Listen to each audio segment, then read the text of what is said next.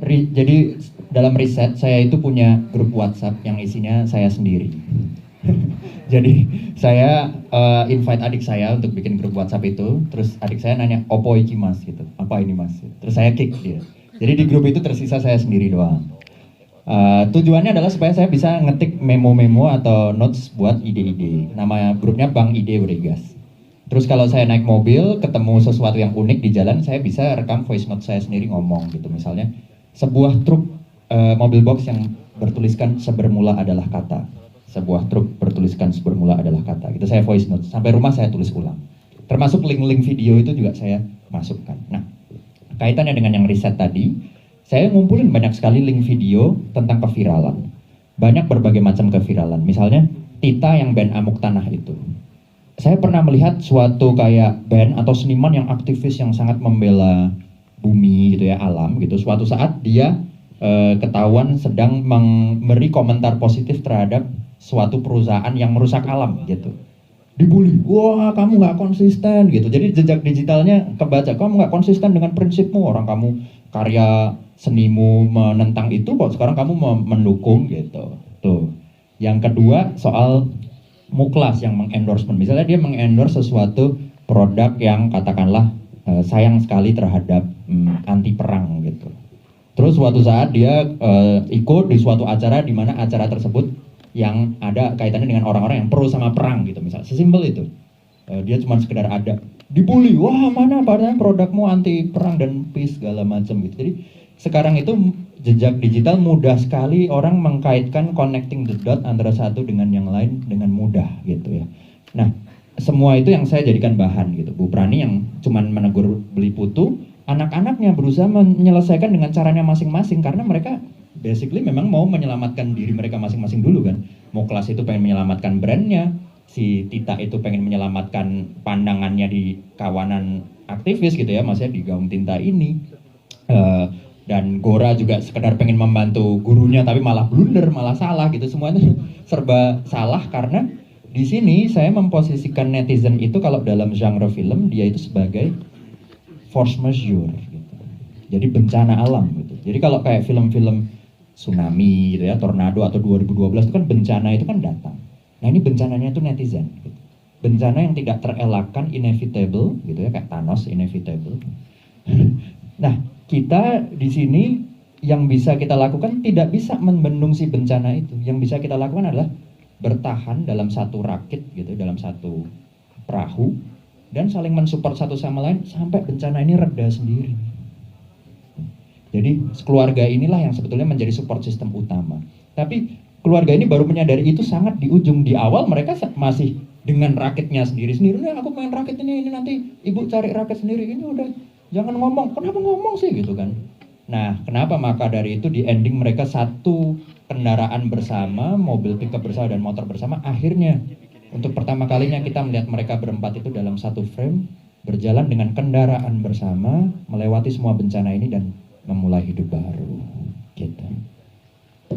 Ya yang saya ingat adalah masa kecil saya ketika ibu saya nganterin saya untuk daftar SMP gitu.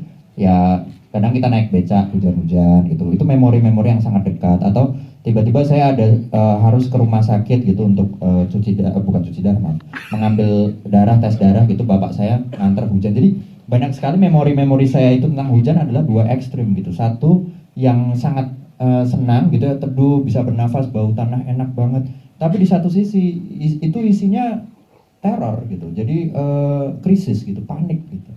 Nah, hujan yang sangat indah itu di film Bu Prani digambarkan sebagai teror dan krisis gitu. Tapi hujan yang di ending adalah hujan penerimaan gitu. Jadi semua itu terwujud dari wajahnya. Kalau sebelumnya mereka semua tegang, tapi pada saat di akhir, pada saat Bu Prani naik mobil, ia membuka jendelanya dan membiarkan percikan hujan itu masuk ke tubuhnya gitu. Dan itulah tanda bahwa dia sudah menerima apa yang terjadi dan bersiap untuk hidup baru, bernafas baru gitu. Ya, semiotika selama ini sumbernya adalah saya tidak coba cari referensi pengetahuan, tapi adalah dari pengalaman terdekat saya biasanya gitu. Dua guru yang terakhir memberikan jarik pada Bu Prani yang memeluk itu guru BK saya yang menjadi inspirasi Bu Prani. Wow. Ya, namanya Bu Wiwit. Jadi Bu Prani memang belajar banyak dari beliau. Sisanya tebing breksi, umbul ponggo, lalu kemudian ada di pasar gitu ya, putu, itu semua pengalaman masa kecil saya. Putu itu makanan favorit saya ketika kecil gitu. Ketika di depan rumah ada gitu tuh pasti saya lari gitu beli putu 30 gitu. Terus aku makan gitu, terus ibuku bilang, kok kamu makannya kayak makan nasi sih gitu. Wah, enak banget ya gitu, kayak gitu. Jadi semuanya itu saya bikin seperti Homas gitu, kayak mungkin kayak Alfonso Cuarón waktu di Roma gitu ya, itu kan semua tempatnya dia kenal gitu. Dan di sini saya juga mengenal semuanya, bahkan scene kolam Gora berendam itu saja itu baru muncul ketika saya akhirnya mengunjungi si scene kamar mandi itu. Sebelumnya saya nggak bikin dia tiduran di kolam gitu. Saya melihat, oh iya SMP saya itu punya kolam di kamar mandi, barulah saya bikin. Iya, iya. Nah, itu gak usah diceritakan. Tapi soal ring light betul Pak, itu saya mengibaratkan ring light di sini tuh sebagai hantu sebenarnya. Jadi sosok setan atau hantunya itu ya si setan ring light ini gitu.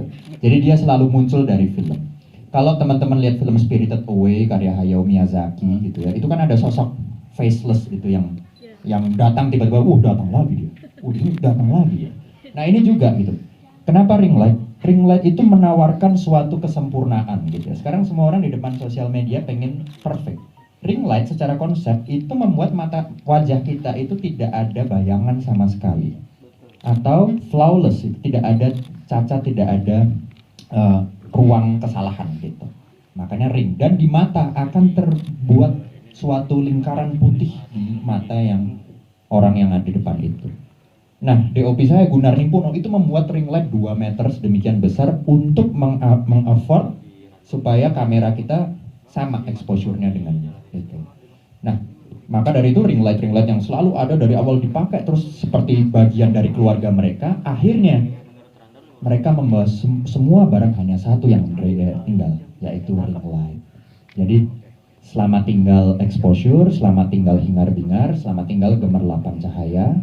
Kini kita akan memulai hidup baru, mungkin lebih sepi, mungkin lebih mulai dari nol, tapi setidaknya kita lebih bahagia sekarang.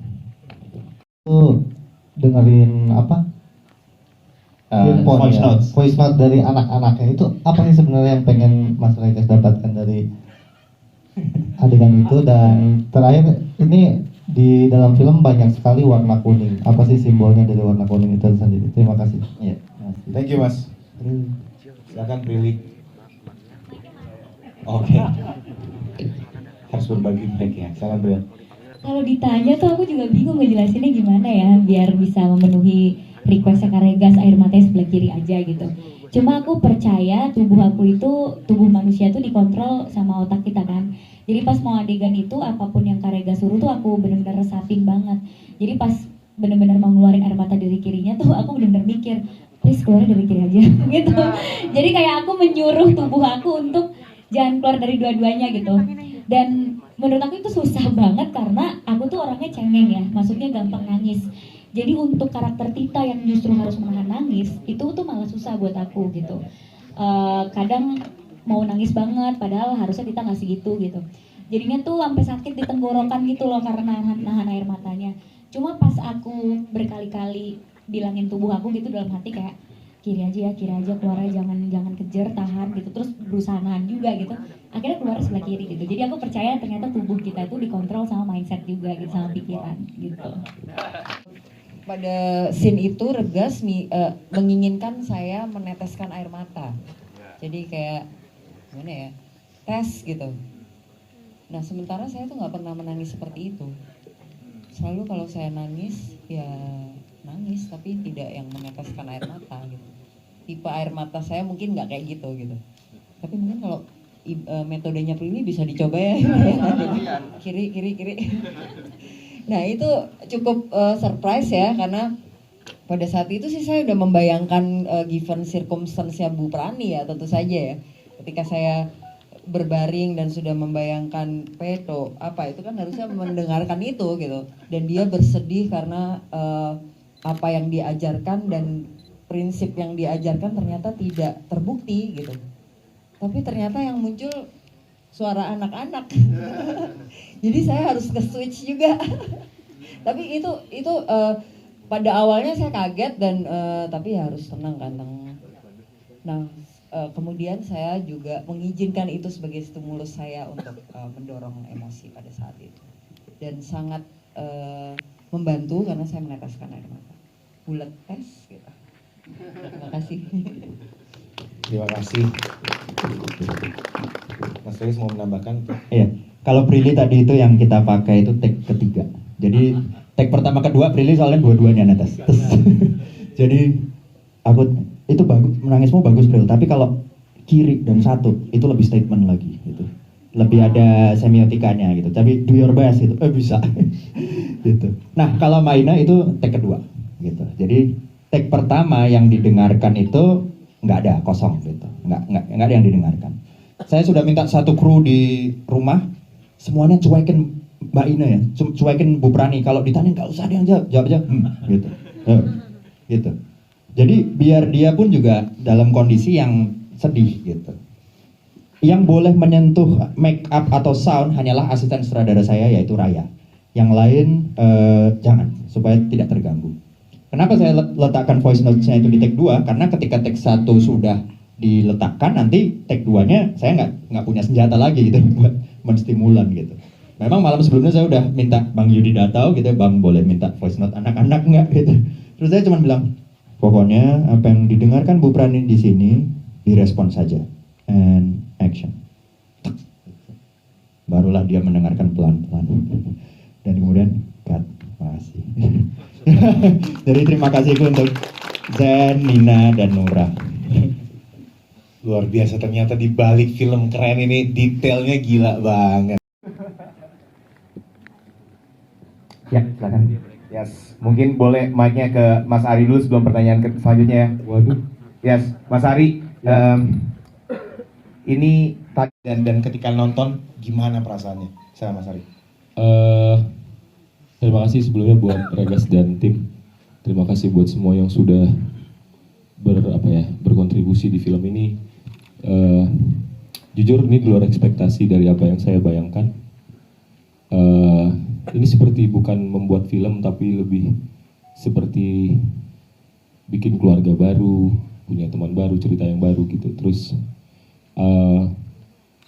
aku nggak nyangka kalau filmnya sebajingan ini sih sebenarnya. Dan Maina, semuanya yang senior Omar, kalian harus nonton film ini sih. Dan aku nggak bisa ngomong apa-apa sih sebenarnya, bingung juga. Dan semoga film ini punya tempat yang baik di hati kalian sih. Itu aja. Ya salah satunya saya ingat dulu buku pelajaran PMP gitu, Pendidikan Moral Pancasila itu warnanya kuning dan biru. Jadi waktu SD itu kan ada kayak perbuatan terpuji adalah menolong teman yang jatuh gitu. Perbuatan tercela adalah menyandung kaki teman gitu. Itu kan ada itu semua.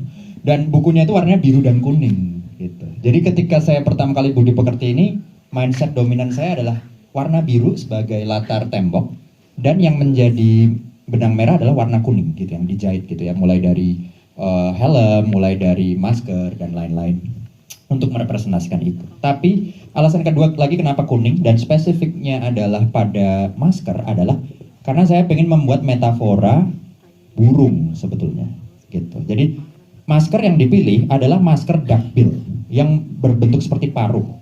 Nah, paruh burung itu rata-rata kebanyakan kuning. Ya kenapa burung? Karena kita tahu kicauan burung itu banyak diasosiasikan dengan orang bergosip gitu ya, berkicau gitu kan, orang berkicau gitu, membuat berita bohong atau beo yang kemudian mengulang-ulang gitu. Jadi saya mengibaratkan mereka satu keluarga ini adalah burung yang berada di tengah kawanan burung lain yang mencoba bersuara tapi dibully oleh burung-burung lain. Makanya maskernya kuning. Dan kalau misalnya disadari ada gestur-gestur yang mempresentasikan unggas tersebut gitu. Satu, Muklas waktu di pasir di awal burung unta, unggas. Dua, Prilly Tita waktu di Mbok Rahayu dia ngomongnya dengan posisi seperti induk ayam. Pak Didit waktu di food court itu, oh ayam makan ayam, terus dia gini-gini. unggas gitu. Nah, Bu Prani sebetulnya saya representasikannya adalah waktu di dalam Umbul Ponggok itu sebenarnya kalau dilihat lagi itu ada satu posisi di mana dia seperti ayam gitu. Jadi 4 pose ayam ini atau 4 pose unggas ini adalah untuk memperkuat konsepsi burung tersebut yang suka berkicau gitu. Nah, pertanyaan berikutnya soal poster yang ada obat ya. Obat tentu saja representasi dari Pak Didit gitu, bahwa satu keluarga ini berusaha untuk menjaga sang bapak yang bipolar gitu. Psikiater dan psikolog adalah keharusan dan pasti harus keluar biaya gitu ya. Jadi obat yang membuat numb gitu ya, kalau diminum tuh untuk fase manic depresi itu hilang, itu akan numb gitu. Rasanya kayak nggak hidup, rasanya seperti zombie gitu. Dia nggak mau minum. Caranya gimana? Oh ya kita harus nyenengin dia. Belilah putu, nah bergulirlah gitu. Ring light segala macam tadi udah aku cerita gitu ya. Sumur gitu ya, kenapa di sumur ya? Karena itu adalah tempat keluarga ini beroperasi di dalam rumah gitu ya, mulai dari mandi, merebus air, sumurnya itu. Tapi ketika ada masalah ini ya sumur yang mau airnya sebanyak apapun tidak akan bisa memfulfill kebahagiaan mereka gitu ya. Ya kurang lebih seperti itu.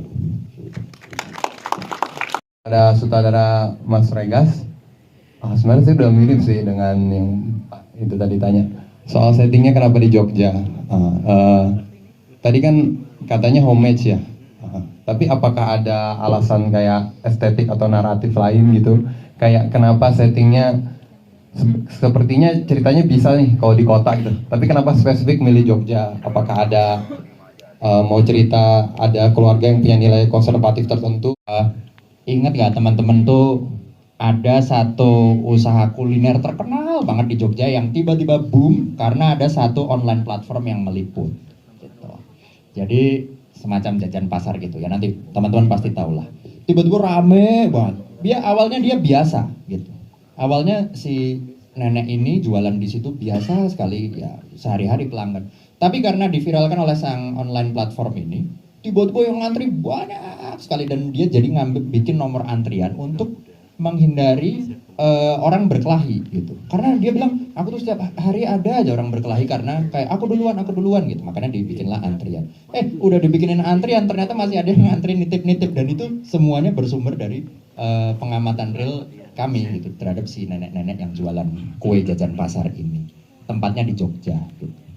Nah, lalu viral. Jadi makanya Jogja semakin kuat gitu. Sebuah kota yang tenang, sebuah kota yang mungkin ya ketika jauh dari hingar-bingar, jauh dari exposure, mereka hidup dengan santai, dengan satu sama lain. Tapi ketika ada si ring light ini masuk gitu, cahaya ini masuk, kok jadi tidak tenang lagi gitu rasanya gitu.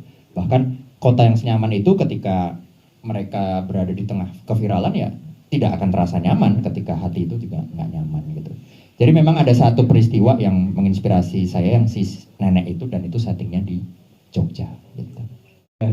Kan si Pak Didit awalnya itu kan usaha skuter gitu ya, usaha cupang gagal, usaha batu akik gagal, wah iya usaha lele nanti mungkin ini nggak tahu ya, usaha otopet gitu. Nah ini kayak udah yakin banget. Nah inspirasinya itu siapa? Inspirasinya itu Pak D saya sebenarnya, paman saya, orangnya begitu.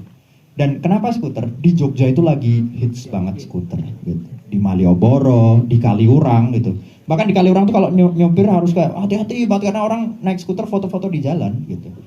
Jadi itu inspirasinya kenapa skuter. Ternyata waktu Covid kan nggak laku karena waktu itu memang skuter dilarang beroperasi di Jogja pada saat Covid, itu beneran. Nah, karena nggak laku ya udah dia, karena motornya di rumah mereka cuma 2 dan mereka mau beroperasi ya dipakai aja lah skuter ini gitu untuk kemana-mana gitu. Sambil berharap dalam pemikiran ya daripada didiemin nanti rusak, mending kita pakai tetap panas skuternya, nanti kalau masih bisa dijual gitu. Jadi sesimpel itu sebetulnya.